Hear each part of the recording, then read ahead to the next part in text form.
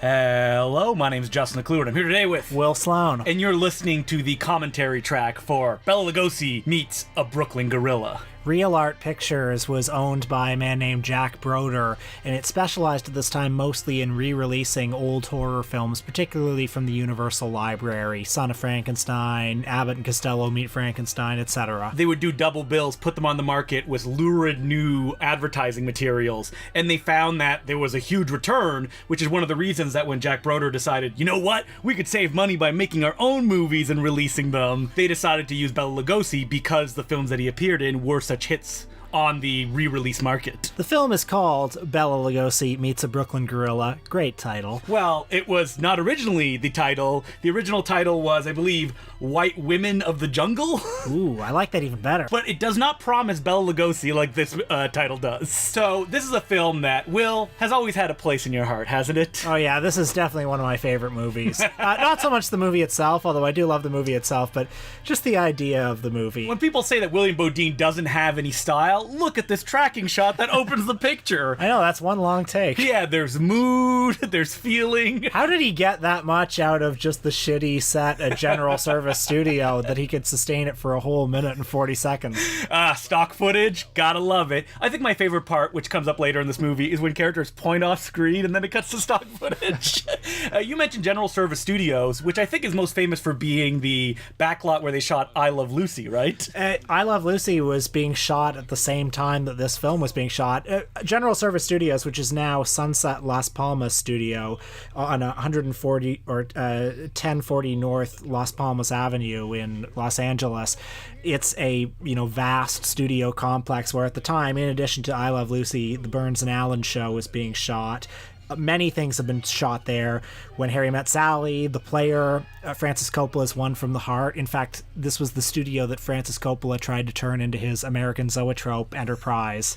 Do you think that when you walk down the hallway, they have like the posters for all those shows and movies, and then Bela Lugosi meets a Brooklyn Gorilla? Well, they certainly should. I mean, other shows that have been shot on these very same stages include, and stages like them, Mr. Ed, The Beverly Hillbillies, Pee-wee's Playhouse, and more recently, RuPaul's Drag Race. Wow.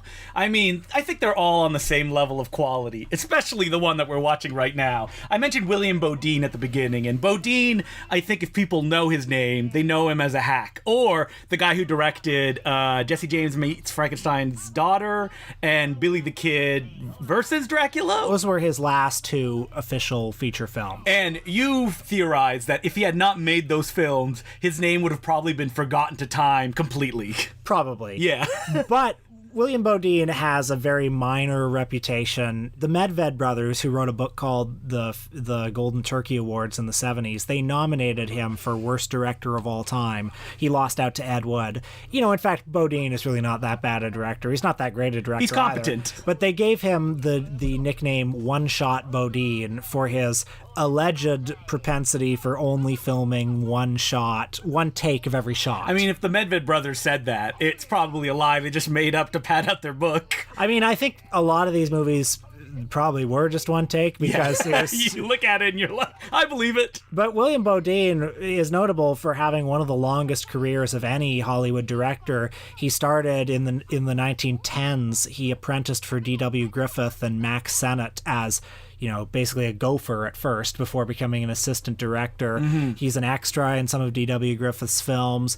Eventually, he became a director, and never a director with a distinctive personal style, but a competent and well-respected A-list studio director in the 1920s. Well, if you look at his biography, he got in the industry because it was available to him. He was never an artist or someone that had like a story to tell. Mm-hmm. He essentially fell into this industry, and then, he could do a good job. He knew the technical components, he showed up to work, he finished on time, and he delivered a product that people could sell. Ooh, this joke right here on screen. Classic Dumb and Dumber material.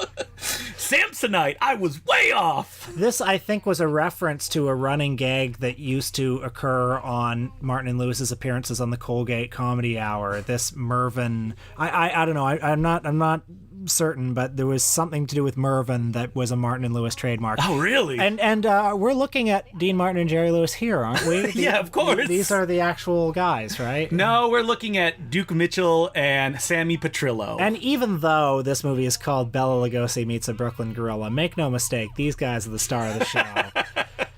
Yeah, because I think this is why me and you have such a fascination with it, because it's not like we hold up the later Bela Lugosi films and like, yes, these very interesting works of art. Nah, it takes a Jerry Lewis and Dean Martin impersonator to really get our motors running. Oh, man. Well, we're going to talk a lot about Duke and Sammy. Two men with both very fascinating lives in their own way. Showbiz lifers. Yes. I mean, Sammy Petrillo famously got started very young. I believe he was a vaudevillian or burlesque performer early in his career, and he ended up catching the eye of Jerry Lewis and his management, where they cast him in a very small bit role in Colgate Comedy Hour, where he played a baby Jerry Lewis. That's right. It was on, let me get the right date here, the November 12th, 1950 episode, and you can go on YouTube right now and watch it. Sammy's not on screen for a long time. He's on screen for seconds. It's the punchline of a gag, though, that like they have a sketch around Jerry's baby cradle, and up pops Sammy's head at one point, and they do a little pose together. And wouldn't you know it, they look exactly alike. Sammy Petrillo likes to say that he only became a Jerry Lewis imitator when he got a free haircut at one point, and the guy giving it to him did a shitty job, but he ended it with going, "Hey, you look like Jerry Lewis," and he's like, "What, I do?" And then he's like, "Oh, wow, I do." Yeah, I mean, Sammy, the way he described it in his interviews would say things like, "Oh, it was just strange fortune that all of a sudden there came this guy Jerry Lewis who happened to look like me." Yeah, Sammy's like, "I was just doing my thing, and suddenly people are like, you know what, your act reminds me a lot of Jerry Lewis." Nah, that's not how it happened. I am very fond of Sammy Petrillo. He has show business in his blood. His parents were both showbiz people. His dad was a journeyman burlesque comedian named Skelly Petrillo, and his mother, Ann Petrillo, was in fact a professional double for Alice Faye, who was a well-known entertainer of the time. So, Sammy was born in the Bronx. I think the first time he went on stage, he was 6 years old with his father, probably. He seems to have been a rather pushy kid, because when he was a teenager, he apparently snuck his way onto the set of Milton Berle's TV show Texaco Star Theater. And he got in there and, started tap dancing or whatever, and he showed Milton his Jerry Lewis impression. And Milton, who, knew Jerry Lewis, and in fact had the same agent as Jerry Lewis, Herb Jaffe, was impressed enough to show Sammy to Herb Jaffe, and Herb Jaffe in turn showed him to Jerry Lewis. Jerry Lewis and Dean Martin at this point, important to remember, were the biggest entertainers in the country. It's something that people don't understand when you explain it to them, especially people our age or younger, where Jerry Lewis is a joke, most famous for being caricatured on The Simpsons. Yeah. But when they were big, Dean Martin, Jerry Lewis, they were humongous. Jerry Lewis and his films were hitting #1 at the box office in a row. They were the #1 box office attraction. They were, huge at nightclubs, of course. They were on TV every couple of weeks. They had radio shows.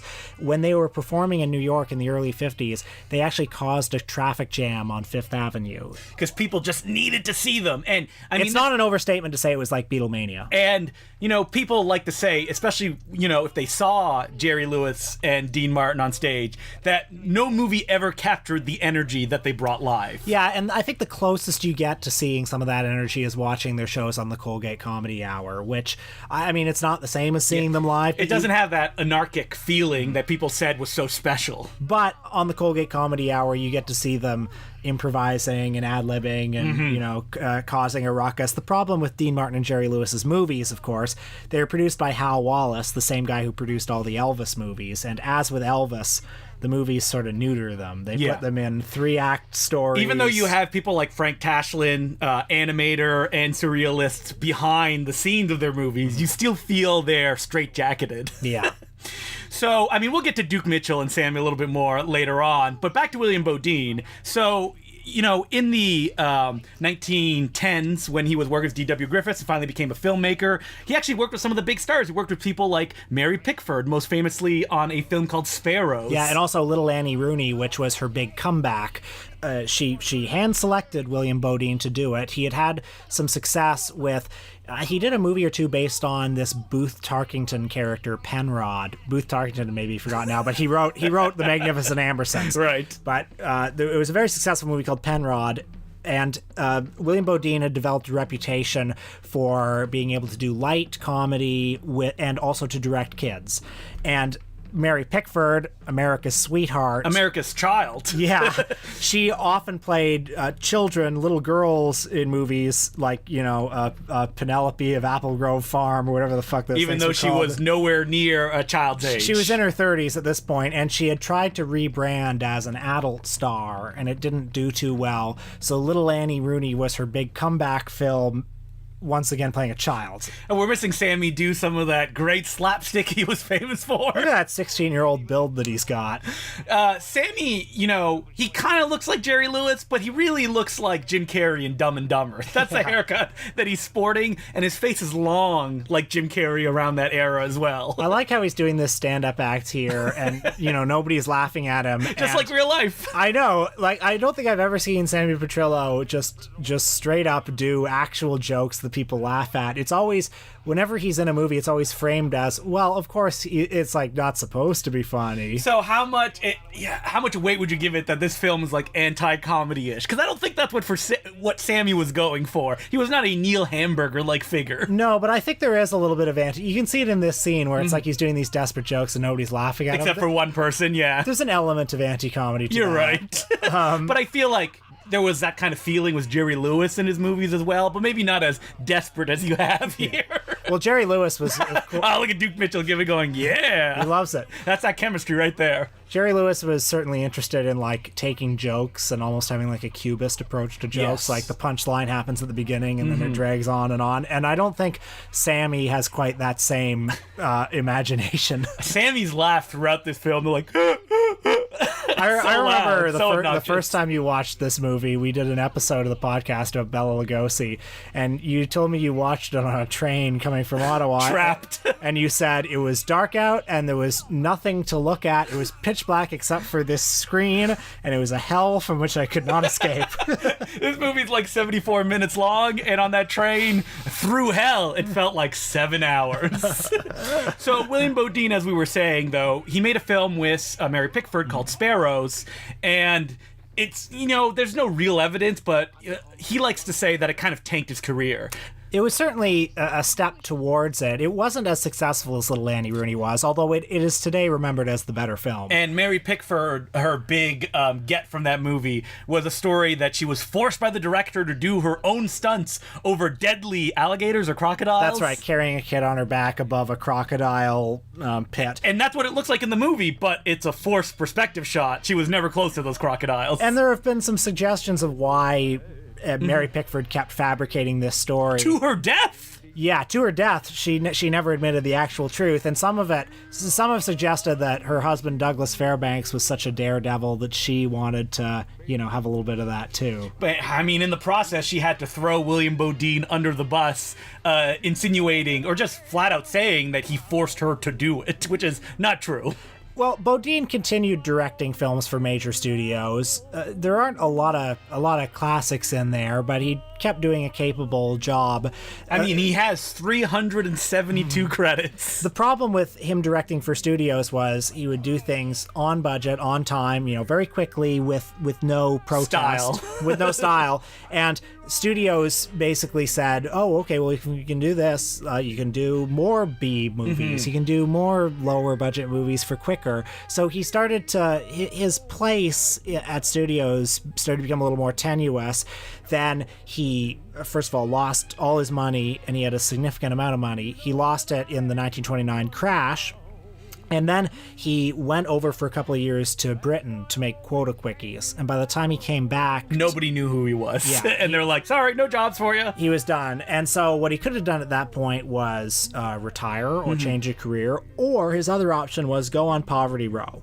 And Poverty Row was a strip in Hollywood. An actual strip. Yes. Yeah. Where there was a bunch of studios who would make movies that would be sold usually on double bills. And because at that point, studios could force block bookings on theaters, they would have to take these pictures. And it didn't matter how good they were or how many tickets that they sold. They just needed a movie to fill that slot. But the thing is, the Poverty Row Studios would not collect a percentage of the box office gross. Yeah, so it didn't matter if the movie was good or not. They would get a flat rental fee, and so they could determine how many movie theaters is this going to go to, and how much profit can we make if we make it for this amount of money. And in fact, there was not much of an incentive to make the films good, even if it was because you could lose the fragile number of bookings that you were guaranteed. Yeah, I think the percentage above like how much the films cost and how much they sold for was very small. Yeah. So like if you went over days or over budget, you were done. You were not directing Poverty Row films anymore. And in fact, there were many Poverty Row studios that, lasted for a year, maybe 2 years. Well, I mean, Eagle Lion kind of swallowed up a lot of the small Poverty Row studios into one like mega studio. The main Poverty Row studios were Republic Pictures, which made the Roy Rogers westerns. They were the A-class Poverty Row studio. They were like the Western action studio. That's what they focused on, and that's how they knew to deliver. And they occasionally hired directors like Orson Welles and John Ford. But there was also Producers Releasing Corporation, where Edgar G. Ulmer worked, who was the poet of Poverty Row. And there was finally Monogram Pictures, the lowliest of them, which is best remembered, I guess, for their Bowery Boys comedies. Yeah, East Side Kids, Bowery Boys. Don't they have another name as well? The Dead End Kids. Dead End Kids, That's yes. right. Monogram also picked up some franchises after the studios had done with them, such as the Charlie Chan mysteries. That's right. Didn't they do some shadow films as well? Yeah, they did. And not a lot of classics came out of Monogram, but what did come out of Monogram were 9 Bela Lugosi films. That's right. That's where you could go. That's where you could get work. Bela, it was the only place he could get a leading role. And the films included Spooks Run Wild, Bowery at Midnight. All the classics that everybody loves. The Ape Man, directed by William Bodine. Voodoo Man, directed by William Bodine. We'll get to Bela again a little later. Yeah, he hasn't shown up in the picture yet. Yeah. But it should be noted that at this point, when Bela Lugosi Meets a Brooklyn Gorilla came out, Poverty Row was done. The practice of being able to block book got nuked because there was a decree that was put out that was called the Paramount Decree, which is that studios could not own theaters and force bookings onto them. And when that kind of law became legal, nobody could do block booking anymore, which rendered Poverty Row films useless. So all those studios, they essentially got amalgamated into other studios, or they just disappeared completely. Monogram Pictures changed its name to Allied Artists and became sort of a B-plus studio. Yes. And eventually, in the 70s, they started releasing some films like Cabaret, the Bob Fosse film, is an Allied Artists production. Basically, all these Poverty Row studios realized, okay, now it's not, look at that great comedy, Sammy making faces. Wow. That's classic Jerry. They realized that they were going to have to actually make things that people had to enjoy on some level because they needed to put butts into seats. I mean, the guy who produced this film, Herman Cohen, he would go on after Poverty Row, like its doors were shut, and he would be the leading force in AIP, American International Pictures, who would essentially have, I guess, the second row of Poverty Row-esque films because he'd be the producer behind such hits as I Was a Teenage Werewolf, How to Make a Monster, and Teenage Frankenstein. Let's talk a little bit about the Duke Mitchell and Sammy Petrillo partnership and how it came to be. And that chemistry that you see on screen. They might as well be computer generated in. Sammy Petrillo did appear alongside Jerry Lewis, his mentor, his idol, in that one episode of the Colgate Comedy Hour. And Sammy signed up, or had Sammy Petrillo signed up for his agency, MCA, which was one of the big agencies. And he said, now don't do any TV in the meantime because we're going to make you a star. Some weeks, perhaps even months pass. No work is coming Sammy's way. And Sammy and his father start to think, well, maybe Jerry is trying to keep me under wraps so that I'm not competition for him. And they were able to get out of the contract on the grounds that Sammy was only 16 years old when he signed it. Sammy's like, my whole life's ahead of me. And so Sammy, at this point, I mean, he was always a bit of a thorn in Jerry's side. Some people like to say, I mean, I've read that, like, Jerry actually kept him from getting gigs. I mean, Sammy himself would say that. Say, like, Jerry didn't want a Jerry imitator running around. I mean, I think that there's evidence to support that. Yes, especially after Brooklyn Gorilla came out. But, I mean, also, who would want to book Sammy Petrillo? When you could get Jerry... I mean, if you want a bunch of Jerry Lewis. Lewis... Or even if you can't get Jerry Lewis, who would want to book Sammy Petrillo? So how did he meet Duke Mitchell and get off the ground? Well, a lot of my source for this story is Film Facts issue number 53, where Sammy gave a great interview with Ted Akuda and Scott McGillivray. The way Sammy describes it, and Sammy's account is not always to be trusted. I mean, yeah. He has a lot more adventures that are... that you would believe, I would say. Sammy, went around trying to make it as a nightclub comic after his falling out with Jerry. He was in Las Vegas at the Flamingo Hotel performing with a comedian called David DeWitt for a little while. They broke up. Then he went to the West Coast and he hung around Schwab's drugstore where he met Joey Ross. And Joey Ross... Do you think he hung out with Dick Miller at that point? Because wasn't Dick Miller always there? Yeah, maybe Lana Turner too, yeah. Right before she was discovered. That's right, which didn't actually happen there, but that's the myth. But yeah, he met Joey Ross, and Joey Ross was later the star of a show called Car 54, Where Are You? And Joey Ross became his mentor. For some reason, found Sammy just irresistibly funny. And he invited him to perform at a club where he was emceeing in Culver City. Sammy was broke and so started staying with a friend of Joey Ross's named Al Cook. And through Al Cook, whose name and legacy is lost to obscurity, he met Al Cook's friend, Duke Mitchell. And what Sammy told Film Facts was, quote, "So I met Duke and there was instant chemistry between us. Duke was 8 years older than me and he and his wife were like parents to me. We used to laugh almost all the time and we'd have a ball on stage and off," unquote. Now, we'll get back to him in a minute, but a big man has just entered the film. Bela Lugosi himself.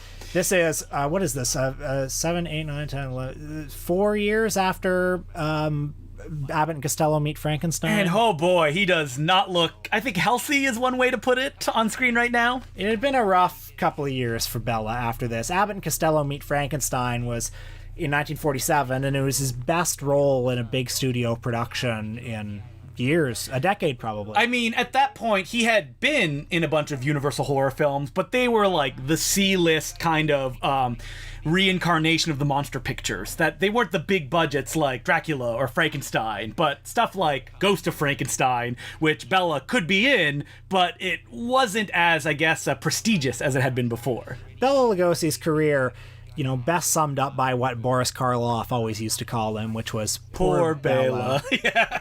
Because Bela, who had, a somewhat distinguished career, I suppose, on the Hungarian stage and Hungarian National Theatre, but then found himself on the wrong side of the revolution, eventually made his way to America, where he was fortunate enough to be cast in the traveling stage production of Dracula. Mm-hmm. That made and broke his career. He campaigned hard to play Dracula on film. They didn't want him. They didn't want him, and they paid him less than they paid David Manners, who played Jonathan Harker. Well, I think that history has shown that David Manners was the one to go on to be the true star. That's right. And, Bela Lugosi's career as Hollywood's top horror attraction lasted about 9 months. And then wow. Along came Frankenstein later that same year. Which, the story goes that it was supposed to star Bela Lugosi, and it was going to be directed by Robert Florey. And then Bela turned it down, yes. Right? Isn't that what it was? Bela said, "No, I'm far too distinguished to play this role of the Frankenstein monster." Well, that's the popular myth, and that's what Bela would also always say. He would say things like, "Well, you don't really need to be an actor to be the Frankenstein monster. Anybody can play the Frankenstein's monster." In fact, Robert Florey and Bela shot some test footage for Frankenstein, and Carl Laemmle, the head of the studio, just didn't like it, and they got the opportunity to have James Whale, who was a big Broadway director, come direct it. And the story goes that James Whale was given carte blanche, and he could do whatever he wanted, and he pointed and said, "I want to do Frankenstein." So Robert Florey and Bela Lugosi were kicked to the curb. And James Whale cast Boris Karloff, who I believe he'd worked with before, and the rest was history.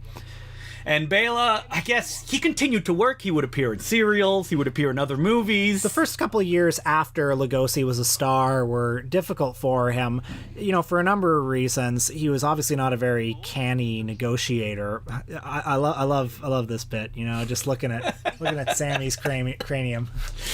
This film is very pro-evolution, anti-God, because, that's what all the science in this movie is about. Yeah. Look at that shtick running up them stairs. You got one take, Sammy. Well, anyway, certainly Bela should have been a bigger star after Dracula, but in Arthur Lenig's biography, The Immortal Count, he makes the good point that, Bela came from the theater, and particularly in the Hungarian National Theater, you could star in a production, and then you could be a supporting player in the next production, and you could be a background player in the next one, and then star in it again. It didn't really work that way in Hollywood. No. Once Bela was taking supporting roles, sometimes as the red herring in movies because he was menacing, or the butler in such classics as The Ritz Brothers' The Gorilla, then he was already viewed as a lesser performer. And Dracula was a hit, but the studio didn't come calling or knocking down Bela's door to cast him in other stuff. And I mean, Bela would claim that he did not want to continue playing Dracula as well, that he wanted to be a real actor and have different roles. Well, Bela, I guess he wanted to resist typecasting, but it came very quickly. Yes. And he didn't manage his career or his money very well. He was bankrupt by 1932, if you can believe that. So studios basically knew you could have your way with this guy. Yep. In all the movies that he made with Boris Karloff, he made a fraction of what Karloff made. And there's stories of Karloff fighting for Bela to get paid more because he could not believe how little money Bela Lugosi was making. Wow, good for Karloff. And I mean, in the, I guess, the further sequels in the Frankenstein/Dracula series, Bela would never play Dracula again, but he would play Igor, and then Igor's brain would be put in Frankenstein monster's head, which would cause the Frankenstein monster to walk around with his arms outstretched, Bela giving the Frankenstein monster his signature look. That is true that Bela Lugosi did eventually play the Frankenstein monster in Frankenstein Meets the Wolfman, which it was a direct sequel to The Ghost of Frankenstein. Yeah. So, and at the end of Ghost of Frankenstein, Igor's head gets put into the monster's body, and so he starts talking with Bela's voice. And in Frankenstein Meets the Wolfman, the Frankenstein's monster talked a lot like Bela Lugosi. And the story goes, it was so laughable that they cut it all out. And they also cut out any references to the fact that the monster was blind. Which is why he has his arms out the entire time. And that's why his performance seems so bad in that movie. By the way, this is one of the classic scenes in the movie where Bela gives this long speech, Darwin's hypothesis. Yes. According to Sammy, this was all done in one take, and I believe it. I believe it, because Bela's a pro. Gotta say, for Bela, I cannot think of a single movie where he phoned it in. Well, he commits, right? Yeah. There's some roles where Bela is much smaller, he doesn't have much to do, but when he speaks, he just hams it up, or gives it his all, to be more polite. I think he's great in this movie. He's great in Bride of the Monster when he gives that speech, "Home, I have no home." Oh, yeah, well, that's an amazing speech. I mean, yeah, he's just a great actor, no matter what he's in. Screen presence. So in addition to all those other problems with his career, there's the unavoidable fact that he had a thick Hungarian accent. Mm-hmm. People like to say that he could not even speak English when he came to America, and he had to read all of his lines phonetically, which was not true. Not true, but as Roger Ebert points out in his review of Dracula, his performance in Dracula gives the impression of somebody who's had a long time to study English, but not a lot of time to use it. That's right, yeah. So all of his line readings in the 31 Dracula are so strange and stilted and have pauses in the wrong places. But that's what people love about him. Absolutely. That's what his presence is. I never drink wine. And, he could still kind of tear up the screen on films like The Devil Bat, which is a famous Poverty Row horror picture, but Bela, he brings that whole picture together. Well, Bela worked quite consistently through the early 30s, and then in 1935, his career had a massive obstacle when Great Britain banned horror movies. The British censor said, no more of this. So Too scary. And then Hollywood basically said, fine, no more of this. So Bela got virtually no work in Hollywood for about 4 years after that. Eventually, I guess the Brits relented, but also in 1939, Dracula and Frankenstein were very successfully re-released on a double bill, and that inspired Universal to do the second wave of horror movies. So Bela came on board as Igor in The Son of Frankenstein, and he continued often playing like the butler or the gypsy at the beginning of The Wolfman, or the kind of suspicious character in murder mysteries. He got one pretty solid non-horror role in 1939 when he was in Ernst Lubitsch's Ninotchka as Greta Garbo's Soviet boss, but unfortunately that didn't lead to anything. Well, it led straight to Poverty Row. Right to Poverty Row. Where he starred in a series of movies ranging from The Invisible Ghost to The Devil Bat. He would go back and forth between Universal, where he would play supporting roles, and Poverty Row, where he would star in them. And the Poverty Row movies are generally bad, but Bela stars in them. You got him on screen. They're still winners. Wait, is The Death Kiss a Poverty Row film? That was a Poverty Row film, but it's from 1932. Okay, yeah, that one's great. The Death Kiss is interesting because it actually reunites the three stars of Dracula. Finally on screen again. And it's a murder mystery set in a Poverty Row studio. Ah, so good. It's good. Bela is wasted as the head of the studio. Yeah, again, he is just a red herring in the picture. The Devil Bat's good, though. No, the Devil Bat's great. So Bela in Poverty Row, like you mentioned, the Ape Man, he met William Bodine, and he was in a bunch of East Side Kids movies, aka the Bowery Boys, playing usually like the Nazi spy in Ghosts on the Loose. Yeah, that's right. And also, it's also important to remember that around this time Bela kind of lost his looks. Like, he was sexy Dracula. But actually, he was the original sexy Dracula, and by the late 30s, alcohol had started to take its toll, and he was also, in his 50s. Yeah, that's right. In his 60s. So he was no longer the dashing romantic lead anymore. Mm-hmm. He could only play, well, I guess to these producers' eyes, the villain. Yeah. Or the threatening figure. Yeah. And so, when Bela Meets a Brooklyn Gorilla comes out, this is Bela at his nadir. Because I believe right after this, he started working with Ed Wood, right? That's right. Well, in 1947, he got Abbott and Costello Meet Frankenstein. Yeah, got to play Dracula. And he was cast at the 11th hour. Again, they weren't going to cast him. They're like, listen, we need to get John Carradine in here, but if we can't, we'll get Bela Lugosi. And he's great in Abbott and Costello Meet Frankenstein, but it didn't lead to anything else because, unfortunately, that movie sounded the death knell on the Universal horror films. That type of horror was out of fashion. The Poverty Row studios were going out of business. So he spent a couple of years in summer stock, traveling theater.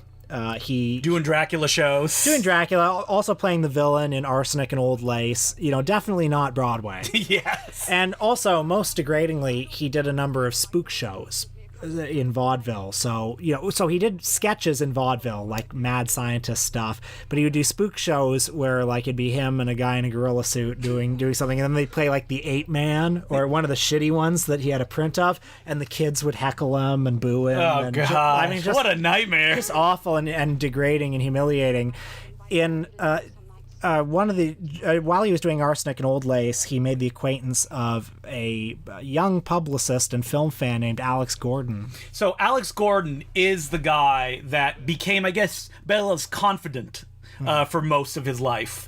And the thing about Alex Gordon is, when people think of the last years of Bela Lugosi's life, they think of the Tim Burton Ed Wood movie, which Alex Gordon is not featured in, even though technically Ed Wood's role in that film is mostly Alex Gordon. Well, that's right, because Alex Gordon was roommates with Ed Wood, and he was the one who hooked up Ed Wood and Bela Lugosi. But, Bela Lugosi may have been closer to Alex Gordon than he was with Ed Wood. Well, Alex Gordon was on set while they were making Bela Lugosi Meets a Brooklyn Gorilla, because he actually drove Bela every day. Because there's some stories around this time, like Herman Cohen said that Bela was professional, but he was out of it, and that between takes, his wife and son would take him to his dressing room to rehearse lines and also give him shots of something. Which I think has been disputed. Yeah, Alex Gordon says that is not true because Bela Lugosi's wife was actually working on something else at that time, so those facts just don't add up. Yeah. And Alex Gordon was the one that, like you said, introduced Bela Lugosi to Ed Wood, and Alex Gordon would go on to produce Ed Wood's picture Jailbait and also co-write Bride of the Monster. And eventually Alex Gordon left Ed Wood in the dust.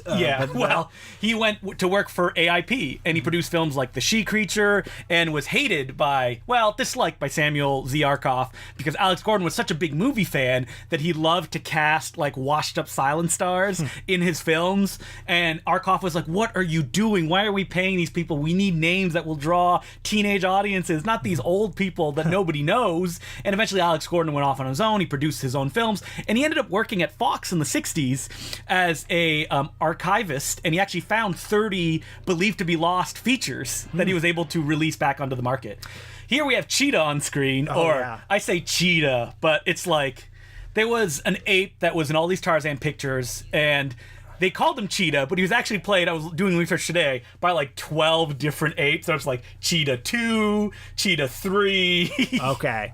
And I believe... I'm disappointed. I thought it was just one cheetah. No, there was multiple ones. And I believe this one was called like Zippy or something like that. It's credited as Ramona the chimp. Yes. In the credits, because they didn't have the rights to the cheetah name. That's actually true. I mean, if people want to know about Cheetah, go to any used bookstore, look in the film section, and find the My Name is Cheetah fake autobiography. Right. Because they continue to hunt them to this day. Ooh, I love this Any Which Way But Loose comedy. The like, I'm going to close my eyes and kiss whatever comes close. Uh-oh! Classic. Poor Sammy, he just can't get laid. Not in real life, though. Oh, man, what a coxman. Well, before Alex Gordon worked at 20th Century Fox, he was Bela Lugosi's right-hand man, and one of his most significant achievements for Bela, if you want to call it an achievement, was he and his brother Richard made possible this revival of Dracula that took Bela Lugosi to the United Kingdom in the early 1950s. It was supposed to be a big comeback for Bela. It was a traveling show that would hopefully eventually debut in the West End. The tour didn't exactly go off without a hitch. There were technical problems. The reviews were friendly. The reviews were generally nostalgic. Yeah, it's a corny show, but Bella's charming in it. It did not eventually make it to the West End, although it was certainly a step up from being heckled at a spook show by a bunch of 9-year-olds. Before, like, the Invisible Ghost. And unfortunately, Bela needed to find a way to pay his way home to America, so Alex Gordon set him up in a movie called Mother Riley Meets the Vampire. Which, have you seen this film? I have not. A classic, though, right? Yeah, it was the final it's probably worse than this one that we're watching now. Actually, it is worse. Doesn't have that Bodine touch. Yeah, it was the final in a series of movies, the old Mother Riley comedies, which were kind of like the Bowery Boys of Britain, like just that tone. Oh, God. Where they were vehicles for an English musical comedian named Arthur Lucan, who would dress up in a dress and pretend to be an old washerwoman. And so this was the very last of the old Mother Riley series, and Bela starred in it, co-starred as, the sinister mad scientist or whatever. It was eventually retitled Vampire Over London. It didn't play in America until years after Lugosi's death. Wow. It was sold as My Son the Phone Caller. No, My Son the Vampire. Yeah, sorry. Freudian Getting slip. that confused with the Sammy Petrillo prank album, but we'll get back to that later. Yeah. And so at this point, this is when he stars in Brooklyn Gorilla, right? Yeah, that's right. And he was certainly well liked on the set.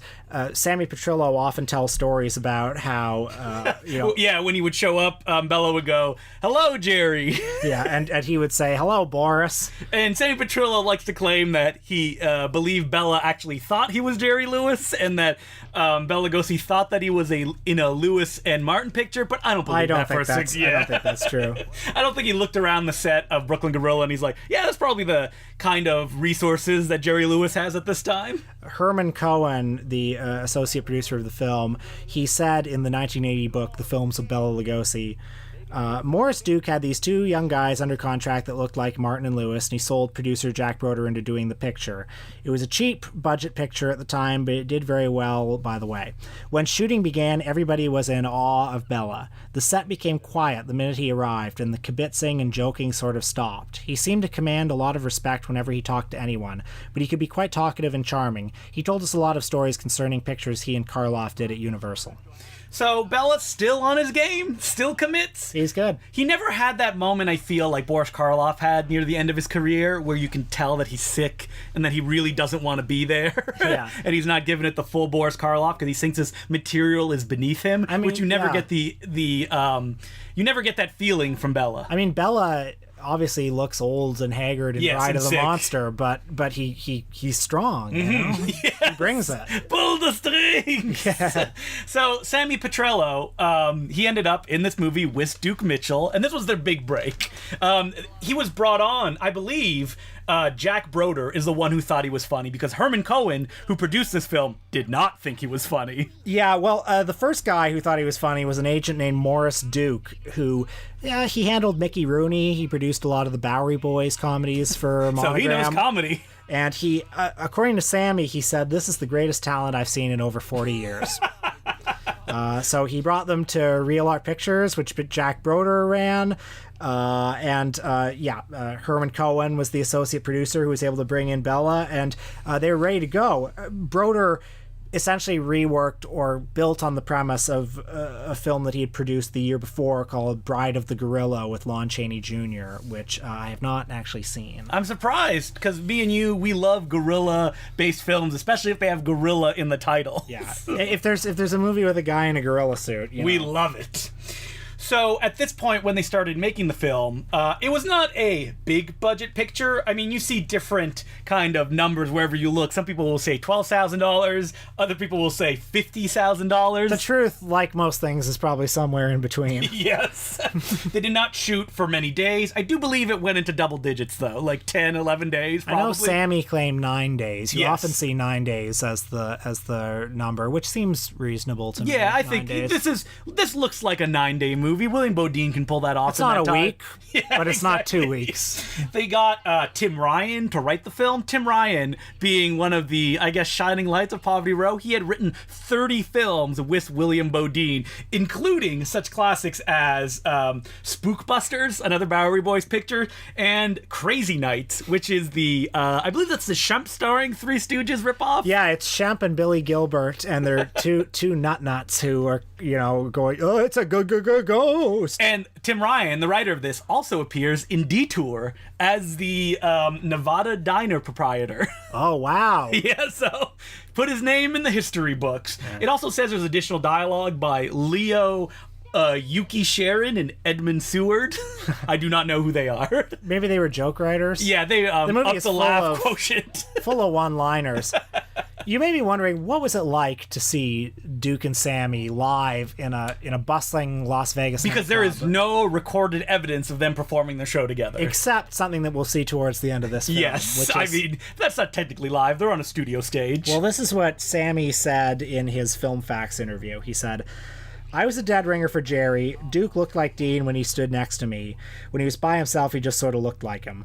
But our act was much more than just being Martin and Lewis imitators. It had to be. When we hit the stage, we had to prove ourselves. I'm not saying we were better than Martin and Lewis, but we had to be better than just an imitation of Martin and Lewis, because people in the audience would have one of two reactions. Either it was, 'Oh, aren't they cute?' or it was, 'What the hell are they doing here trying to steal someone else's thunder? I hate these guys.'" Again, sometimes the truth is somewhere in the middle. But, yes. So what we had to do was give them that little spark of Martin and Lewis, and then do other things that didn't smack of them. And then Film Facts says, "But you must have imitated them at some point in your act." And Petrillo says, "Oh, yes. In fact, what we do is say, okay, now here's our impression of Dean Martin and Jerry Lewis, and I'd turn around and do Dean, and Duke would do Jerry." That's a funny bit, I'm sure, for like 30 seconds. Yeah, not bad. I wouldn't build a whole act around it. No. But there's bills to pay, and rent needs to be paid as well.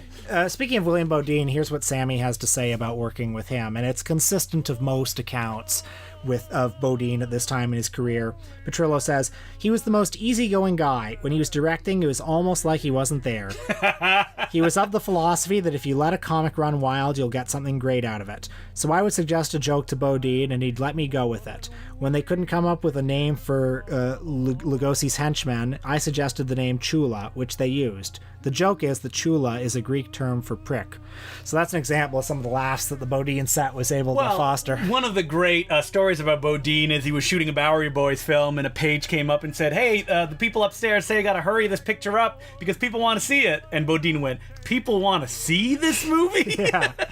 He could not even imagine delivering a product that would entertain anybody because he was just on a factory line. There's a quote I often think about with Bodine where it's the quote that's probably most often cited from him, where he said something like, "I long ago gave up the pretension that I was an Academy Award director. I make something on time, on budget. Let the other fancier people shoot things through the chandelier." Or, Yeah, that's right. Or through the wagon wheel. Like Joseph H. Lewis. Yes. Who was a Poverty Row director who did try to deliver something else, even though that when you watch his earlier films, oh boy, stinkers. Now, you can make a case for William Bodine as a good director, though, just on the grounds that one of the things that a director does is direct. Yes. You know, they have to run the set, they have to be the traffic cop. He's a good boss. He's a good boss, yeah, and he apparently ran a happy set.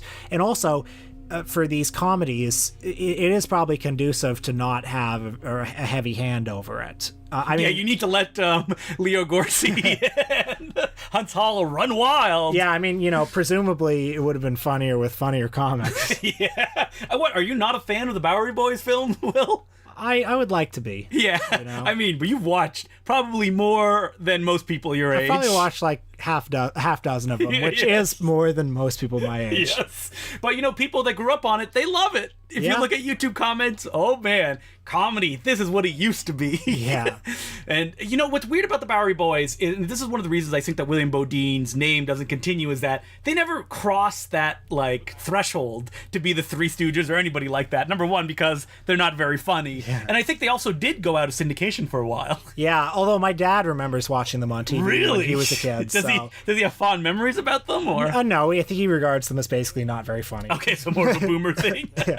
They're the Terry tunes of when you see a program, you're like, oh man, not Warner Brothers. Man, I loved that shot of Bela walking in his cape. He looked so regal. Well, look at the style here. Look, Bodine and cinematographer Charles Van Egger shooting through, I guess, blinds or something like that to give the frame a little bit of depth. Oh, yeah. I mean, the cinematographer of this film, you know, the thing about, like, people who had been in the business for so long, like this is the 50s, and most people have been working since the teens, like you said. So Charles Van Egger, you look at his filmography, and around this time, it's a bunch of Poverty Row films. This is a really good shot, by the way. Yeah, that's what I mean. Yeah. But you look at his filmography, and you're like, holy moly. This guy shot King Vidor's The Big Parade.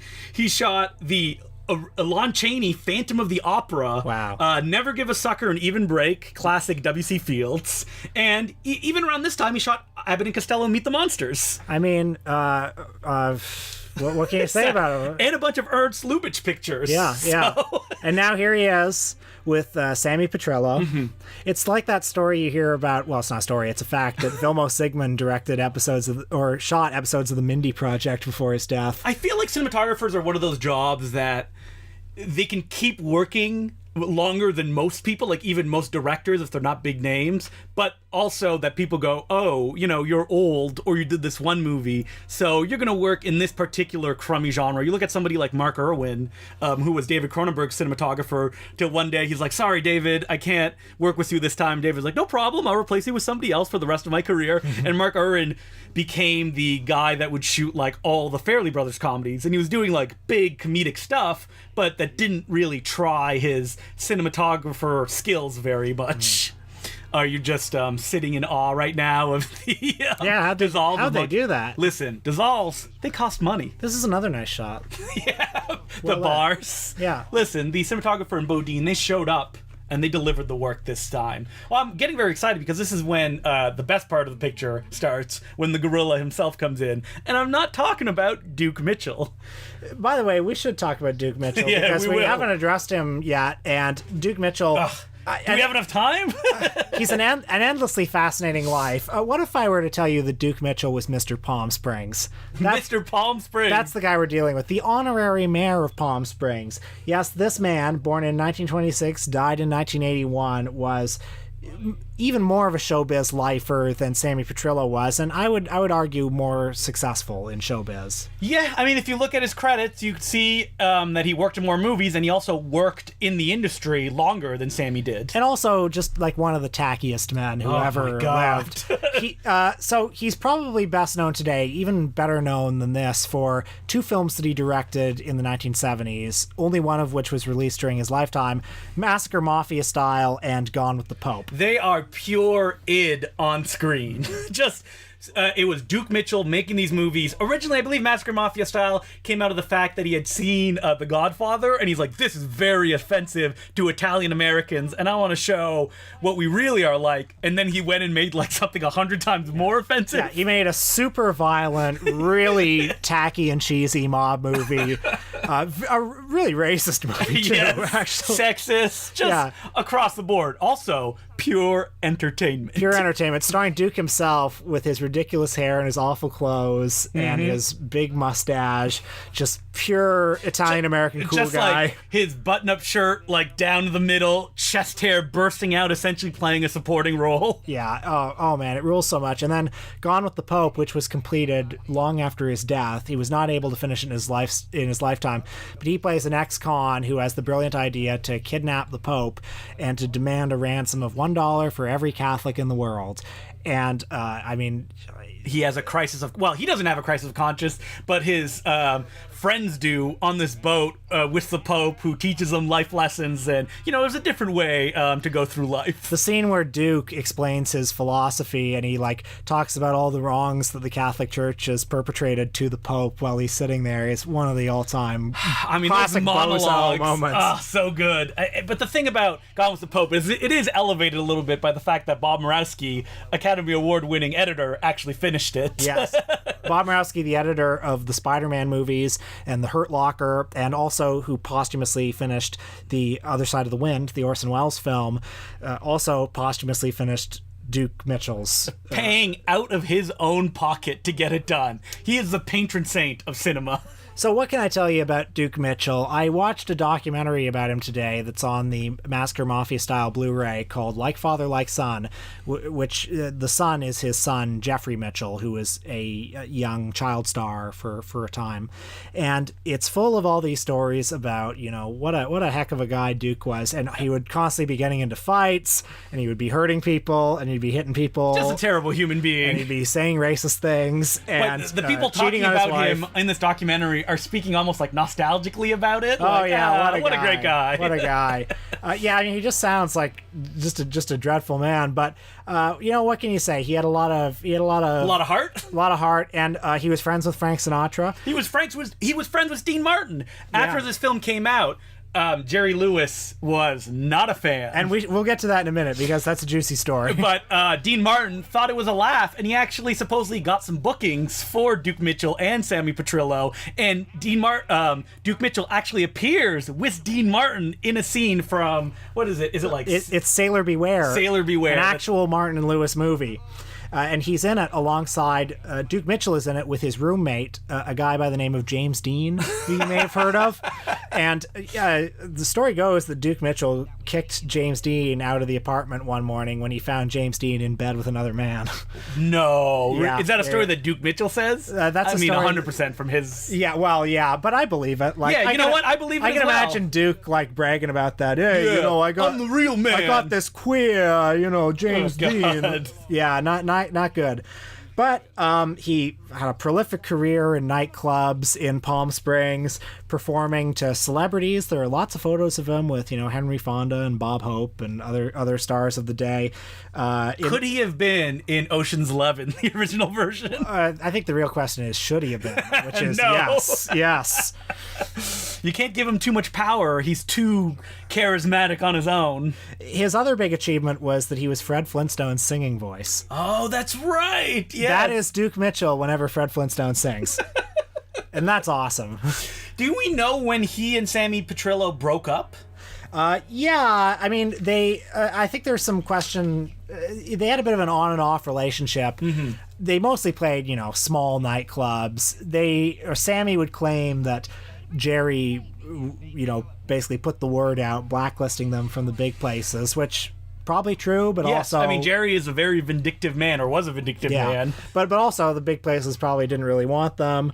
I think they split for a time in 1954, then came back in 55, and then after Martin and Lewis split in 1956, there was really not much call for a Martin and Lewis tribute act anymore. That's right. You'd think there'd be more of a call because, Martin and Lewis aren't together. Let's get the ripoffs to relive that magic. Yeah, you'd think.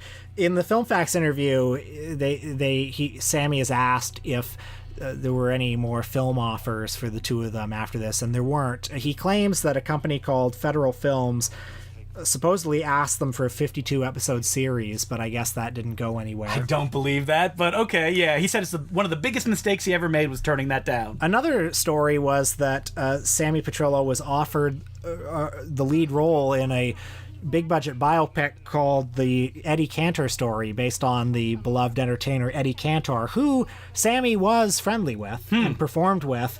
And Sammy claims he did Brooklyn Gorilla instead.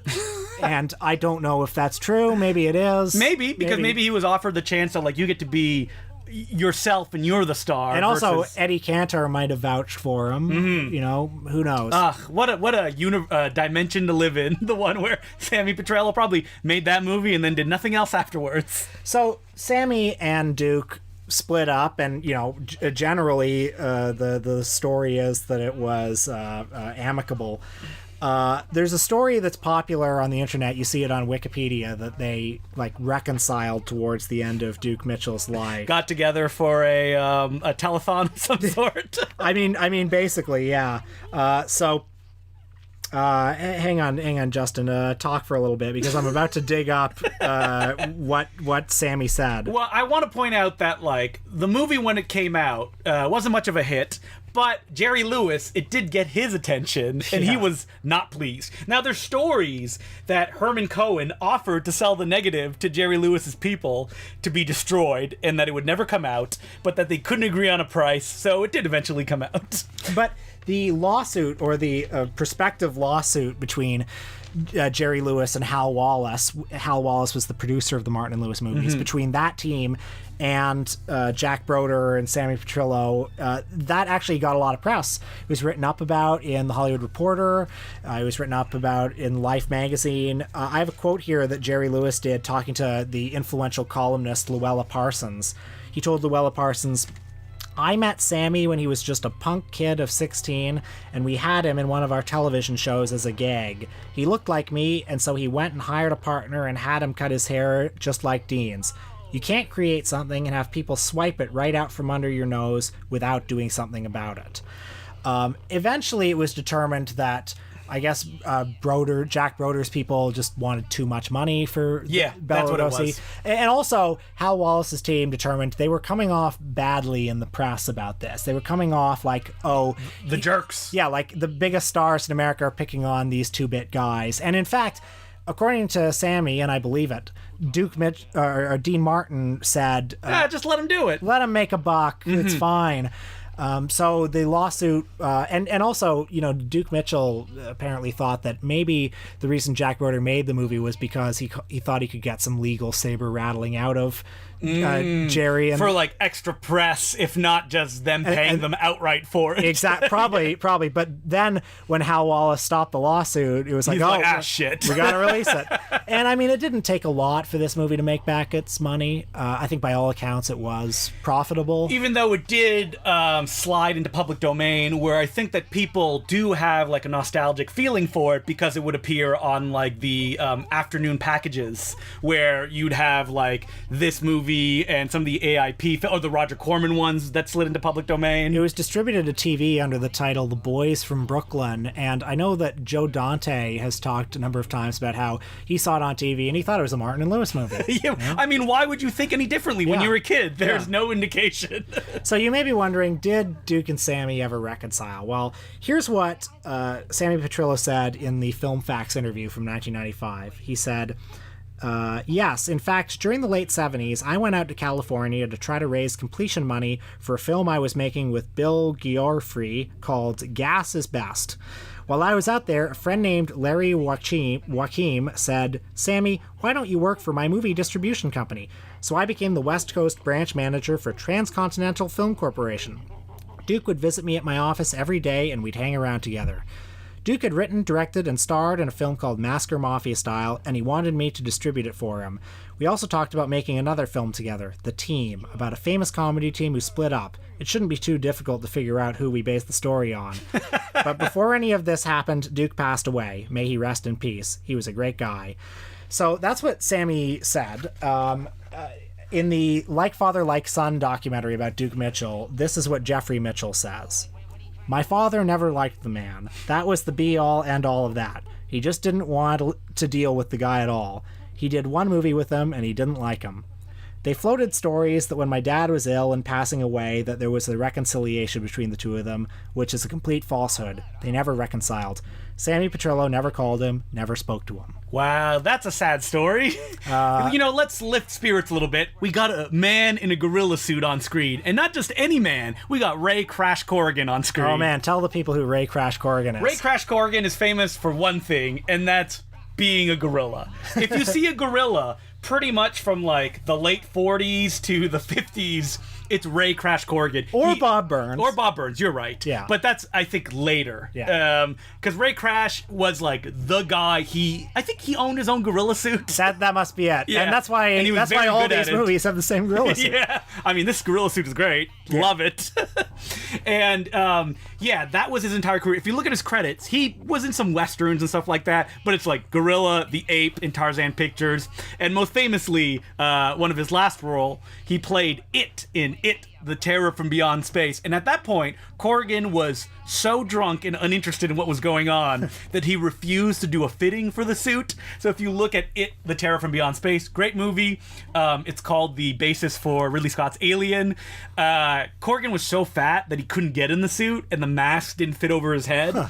So the painted picture on the cover for the movie, the monster doesn't look like that. It looks like its tongue is sticking out because Corrigan couldn't put the mask all the way down, so they painted his chin black to look like the tongue of the monster. But yes, that is him in the suit in this picture. Crash Corrigan also was in a movie that I like a lot, The Bride and the Beast, which was written by Ed Wood, and it is the story of a woman who finds herself having a strange, mysterious attraction to this gorilla, and what she realizes is that she was a gorilla in a past life. That's right. And it ends with the gorilla like carrying her off into his cave, presumably to consummate. Not presumably, that is guaranteed what happened. It's the original Max Mon Amour. Corrigan is also famous for starting Corriganville, which was a backlot western town, which I know from Fred Olin Ray's Active Stealth. And also, it is the Spawn Ranch in Quentin Tarantino's Once Upon a Time in Mexico. Oh, fantastic. Yeah. Look at this legacy that Corrigan left. Look at that, like, gorilla acting that he's putting on screen. Hey, can you tell us about any of the other actors in this movie? Well, yes, I can, as I go through my notes. I mean, the film's kind of wrapping up. We should talk a little bit about Sammy Petrillo and what his later career was like. Oh, yeah. Well, something that you see in all the obituaries about him was that he mentored Dennis Miller and Richard Pryor. Because at the time, he was running a comedy bar in Pittsburgh called the Nut House. Yeah. This is what he said about Richard Pryor. He said, "We did a bit on stage, and Richard, dressed as a busboy, would heckle me. As part of the act, he thought it would be funny if I called him a N-word. I was shocked. I said, 'Are you crazy? I can't and won't call you that. First of all, I hate that word. Secondly, people are racist enough, and I refuse to get a laugh that way.' Richard wound up staying with me and my wife at the time, who made these little flower centerpieces that we would wholesale to stores. So in addition to performing at the club, Richard would deliver these centerpieces and we'd pay him $1 an hour." He also talks about being friends with Lenny Bruce, which is possible because Lenny Bruce hung around, like, he made movies with Phil Tucker. Yeah. I mean, on screen right now, you have Nona in the film played by, or she's credited as Charlita, but it's actually Clara Isabel de Freitas, and she worked mostly in television, but notably, she was in Edgar G. Ulmer's The Naked Dawn, not as the main woman, but as one of the supporting players. And, I love this scene. Look at this. This is like cinema gold. I wonder if Duke Mitchell was like, Ray, let me get in the suit. I want my performance to reflect what I actually do as a human in this film as well. I think it's nice that Duke is getting a bit of a rest. Towards the end of Duke's life, he had the one movie, Masker Mafia Style, that made it to theaters, and Gone with the Pope was not completed in his lifetime, mostly because he sunk a lot of his money into another project called An Impressionistic Tribute to Jimmy Durante, which was a TV special that he wanted to get syndicated, where he would play the great Schnozzola and sing all his songs. And he sunk so much money into this project. This was a shot to make it to the big time. And unfortunately, it didn't happen, although you can see it on the Masker Mafia Style Blu-ray. Have you watched it all? Oh, yeah. Of course you have. Of course I have. Another amazing fact about Duke Mitchell is that he's in a porno. Yes, he is. But he is not performing in a porno. Yeah, he's in Sex in the Comics under a pseudonym, and in fact, it's still not listed on his IMDb, but it is him. Really? I feel like people must have tried that, because Sex in the Comics was put out by Vinegar Syndrome, wasn't it? I mean, it's on. It's listed in his filmography on the Masker Mafia Style Blu-ray. Okay. And it's him. It is him. Tell. Yeah. But like they're all wearing masks in it. Sex in the Comics was like a cinematic attempt to make a Tijuana Bible. Which Tijuana Bibles are were like porno cartoons. Yeah. Usually that would involve like a lot of famous characters, so you'd have like I don't know, the Flintstone characters having sex with each other. Yeah, and this was apparently part of like a weird fascination that Duke had with the porn world towards the end of his life. People have spotted him in other pornos as well. Is that true? Yes, I think so. Yeah, and supporting roles, but not as like performers in the film. If you go to places like the Vinegar Syndrome page, there's like Duke Mitchell spots in other movies. Oh, fantastic. I'll have to check that out. Yeah, always more to discover. It's a sign of a beautiful man.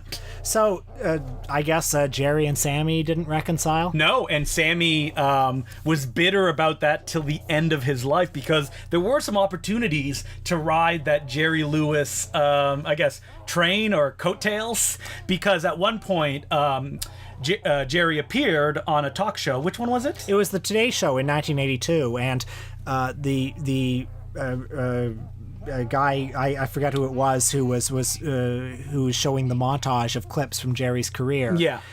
He showed this montage, and one of the clips was Sammy Petrillo singing with Eddie Cantor. Yeah. And Jerry not pleased about this. He supposedly came out and was like fuming. He said, and I quote, "That wasn't me. It was Sammy Petrillo, a kid I found walking on 53rd Street here in New York, and I brought him to Hollywood to work on a sketch with Dean and I, and then he worked with Eddie Cantor 2 weeks later." And then Jerry explained that he never actually worked with Cantor, and then he said, "Not only that, but I was never that good looking."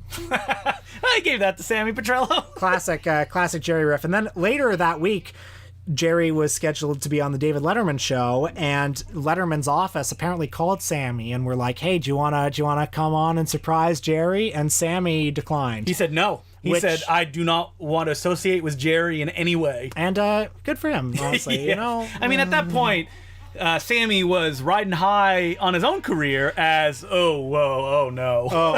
Let's talk about Sammy's later films, because Duke, as we mentioned, had a very storied cinematic legacy, and so in his way did Sammy, because he got a couple more film roles. He appears very briefly in one shot in The Brain That Wouldn't Die. He's a photographer. Yes.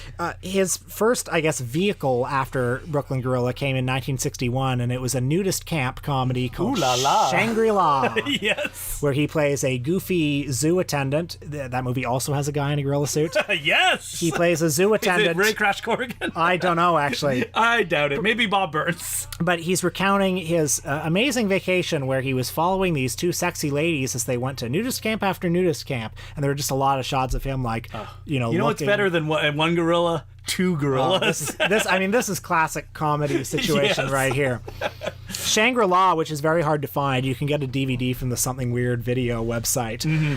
It's a nudist camp film. One of its highlights is a scene where Sammy goes to a wax museum in Washington, D.C., and he's just like riffing with the wax dummies. It's like Jim Carrey in Copper Mountain. Oh my God, painful. And then in the early 1970s, Sammy hooked up with another member of cult film royalty, Doris Wishman. Yes. Well, supposedly, Sammy introduced Doris Wishman to, what's her name? Chesty Morgan. Who appears in Double Agent 73. Chesty Morgan had a 73-inch bust. Yes. She is very famous to those who know her. Mm-hmm. And so Sammy worked in burlesque with her. Yeah, and he had the same agent as Chesty Morgan. Yeah. And anyway, he hooked up with Doris Wishman, and Doris Wishman said to him, Doris Wishman, for those who don't know, prolific director of nudie and sexploitation. Nude on the Moon, one horror film that's very famous, A Night to Dismember. Let Me Die a Woman. Yes. That one also. Oh, God. I love that movie. It is definitely harrowing. Can you imagine Sammy was in that? But he hooked up with her, and she said, listen, I've got all this softcore footage that I have nothing to do with. Can you come over for the weekend and we can shoot some comedy sketches?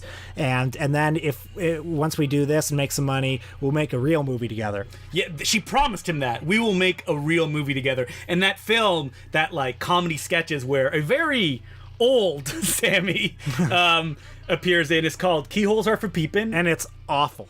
So bad. What a slog. It's Sammy kind of wandering around a hotel looking through keyholes at softcore footage from other movies. And in her interview with Jonathan Ross on the Incredibly Strange Film Show, Doris Wishman refers to it very obliquely. She says something like, I made a comedy and it didn't make any money, so I'll never make another comedy. So in the Incredible Strange Film Show, it looks like she's making a movie in that film, but she was not. And they actually staged it for the program, because on the commentary for A Night to Dismember, Doris says that after that aired, she doesn't say his name, but she says someone would not stop bothering me about the fact that I made a movie without him. It seems pretty clear that it's Sammy Petrillo, because she did promise to put him in a movie, and it looked like she was making a movie around that time. I gotta say, you do not want to be at a place in life where you are lamenting that you were left in the dust by Doris Wishman. Well, I mean, around that time, Doris Wishman was still making movies. Didn't she make Dildo Heaven? And she appeared on Conan O'Brien advertising it? Yeah, she was on Conan O'Brien, and the other guest was Roger Ebert. And so you can see in that clip, I believe she's sitting beside Roger Ebert. Roger Ebert mentions that, yes, he did see Deadly Weapons. Oh, is it Deadly Weapons? Well, there's Deadly Weapons and there's Double Agent 73. Roger Ebert is well acquainted with Chesty Morgan. Yes. I mean, because Roger Ebert loves breasts. There's a key moment here where Sammy gets shot. And this is the highlight of the film for most people. And it apparently when Hal Wallace and Jerry Lewis ordered that they see a print of the film, and apparently when this shot appeared, Jerry said, "Thank God." It's like Hitler watching The Great Dictator all alone. Jerry's like, I need to watch it again, close the doors. Look at Corrigan just emoting there. It was all a dream. Boo. Now, I'm sure, folks, you were wondering, what's it like to be in a nightclub watching Duke and Sammy, Yeah. What was it like to have that magic in the air? So before we get to that, I should also say that Sammy labored for many years on a film alluded to earlier in this commentary, Gas is Best, where he would have played a flatulent superhero.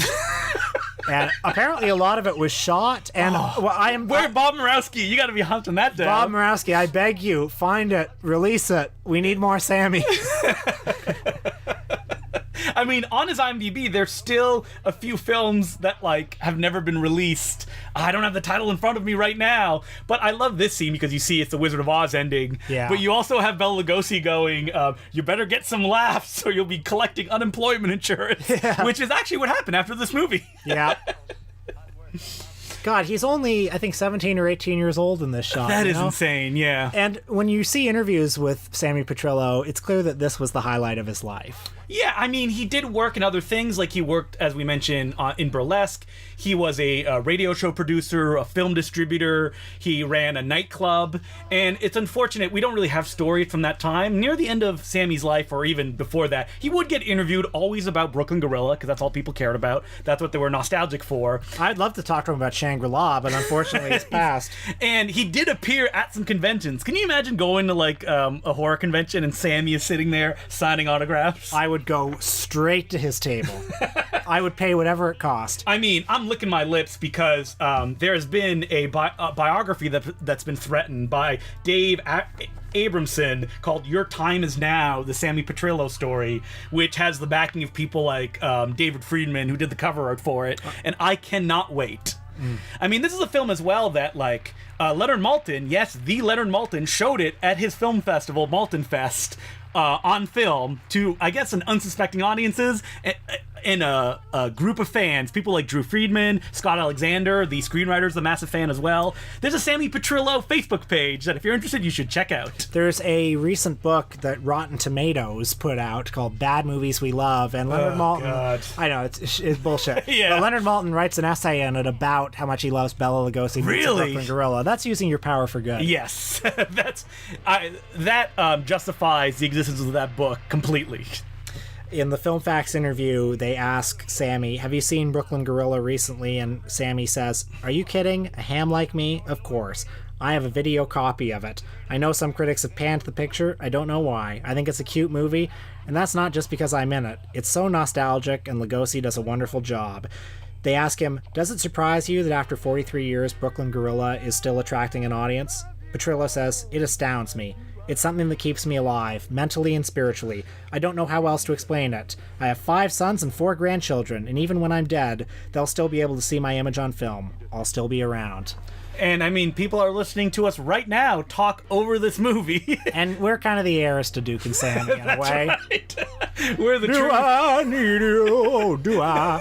Baby, of course I do. The true Sammy Petrillo and Duke Mitchell right here. This is the highlight of our lives. And this is the end, a Jack Broder production. My name's Justin Decloux. I'm Will Sloan. Thanks for listening.